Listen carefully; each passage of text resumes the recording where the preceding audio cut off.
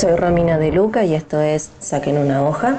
Hoy, presencialidad, suspensión y oyentes. Bueno, lo cierto es que esta columna nos agarra en un escenario muy parecido al de la columna anterior, donde nos ocupábamos del impacto político del DNU de Alberto y discutíamos lo solo que había quedado Fernández cuando pidió a las provincias que lo acompañaran y le dieron la espalda.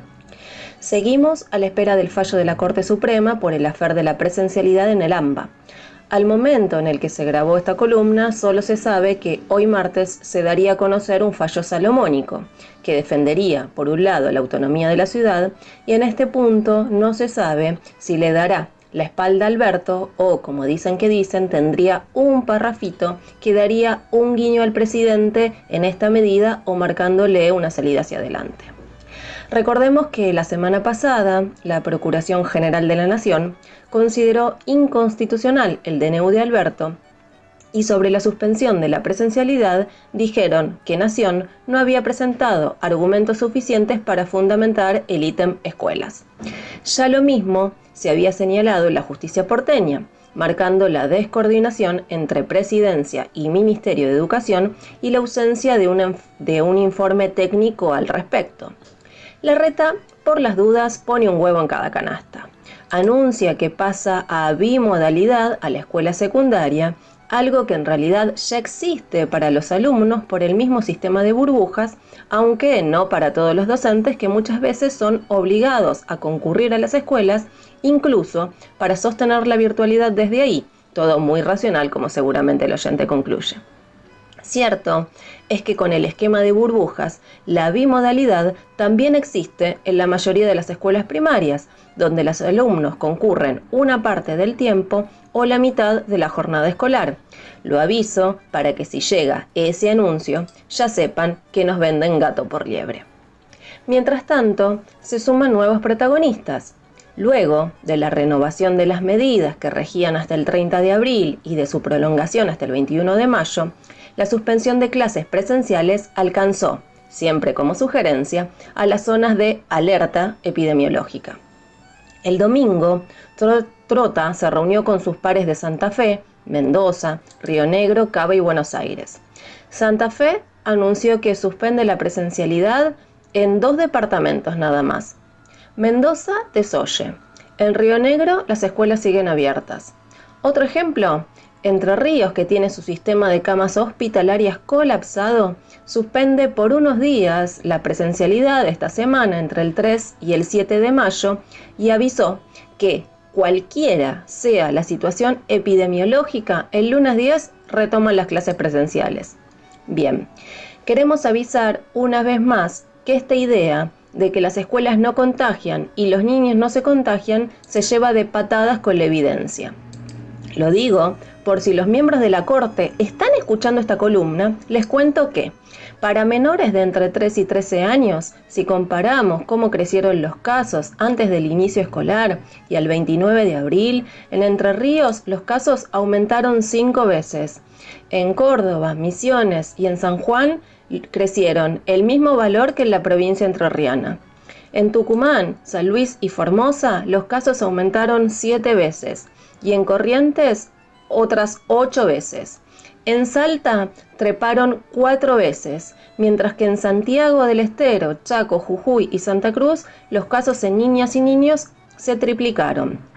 Lo que es evidente es que juegan a la ruleta rusa pero con nuestras vidas, porque además la tasa de contagios para esa población que tiene entre 15 y 19 años durante las primeras semanas de 2021 era de 138 o 129 y en las últimas 3 semanas fue de 286, 283 y 247.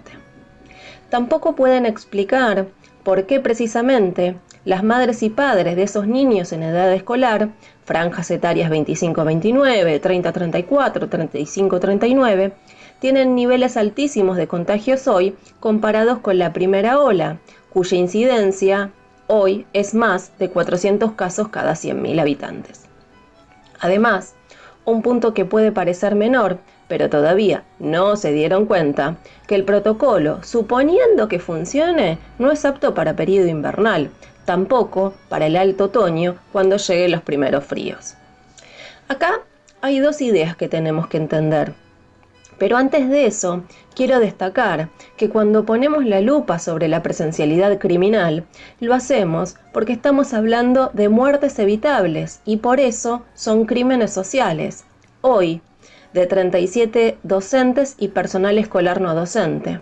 No estamos ante una tragedia, sino ante algo que se puede evitar. Por supuesto, montones de muertes bajo el capitalismo son eso, evitables.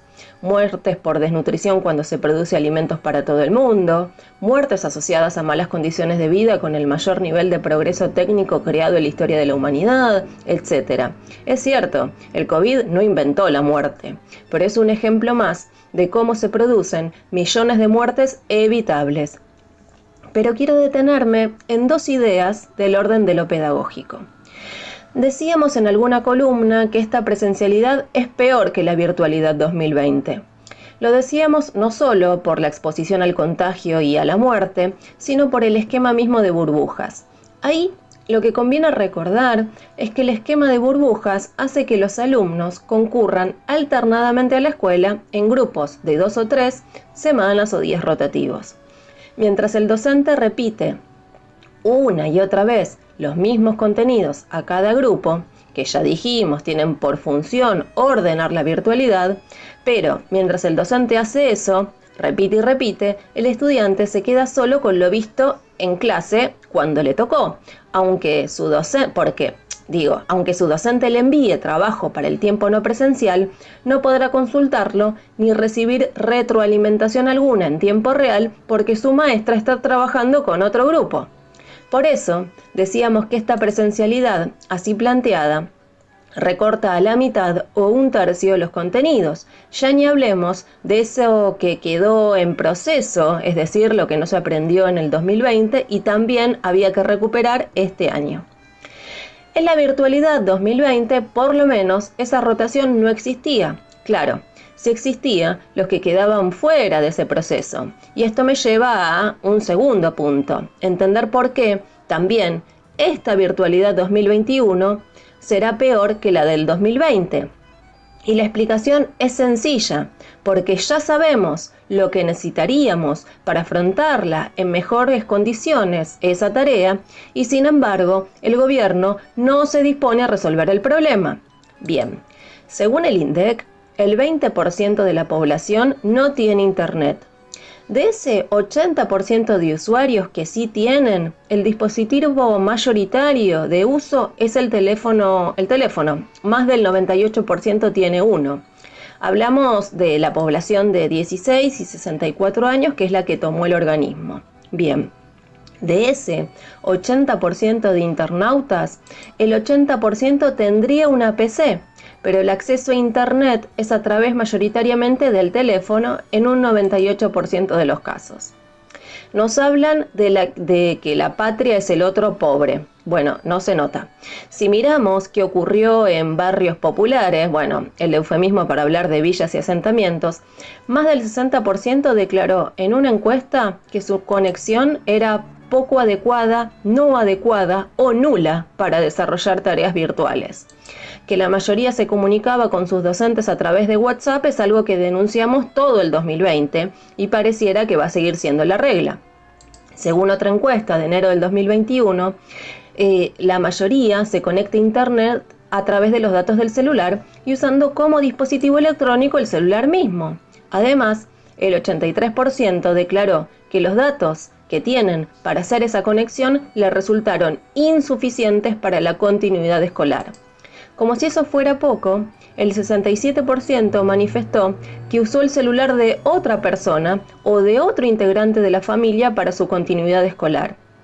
El 80% dijo además que lo tuvo que compartir con madre, padre u otros hermanos y hermanas en edad escolar. El mismo ministerio reconoció el año pasado que apenas el 35% tenía un celular, tablet o PC propio para uso escolar. Es decir, estamos hablando de cómo enfrentaron la no presencialidad esa enorme franja de la niñez que es pobre, esos 6 de cada 10. Recuerden que el gobierno hizo campaña con el Seguimos Educando y la programación educativa por TV pública precisamente para los que no tenían condiciones para la continuidad vía dispositivos electrónicos. Ayer Trota inclusive estuvo celebrando el primer año de esta empresa.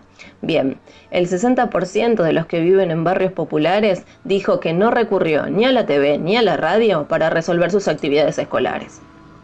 Acá lo que debemos recordar es cómo cerramos esta columna el 2020, que, precisamente denunciando que el gobierno reconoció el año pasado que más de 4.300.000 alumnas y alumnos no tienen dispositivos para uso escolar propio.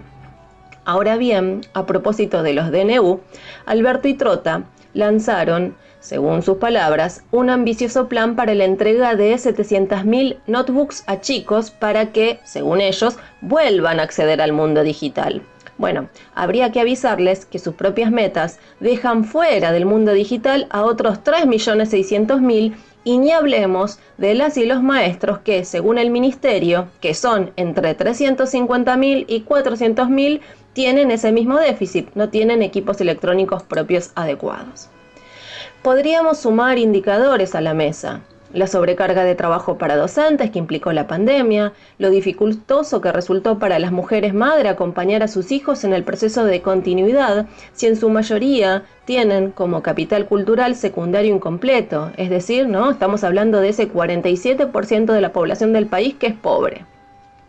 También sabemos la necesidad de designar más docentes o personal asistencial para acompañar este proceso. En este cuadro, una conclusión se impone. Tenemos evidencia para organizar una educación remota o virtual en mejores condiciones y el gobierno no piensa hacerlo. Por eso, una mirada socialista de los problemas de la educación implica jerarquizar nuestras tareas. Sin vida no hay educación posible, pero sin recursos para ello no hay educación remota. Tenemos que pelear por ambos, hoy más que nunca. Evidencia sobre cuáles serán las consecuencias de este estado de cosas las sabemos, porque ellos hoy nos ponen a elegir entre crímenes sociales y genocidio educativo. Amigos, sigan escuchando la radio Vivido Equivocada, que lo demás es silencio.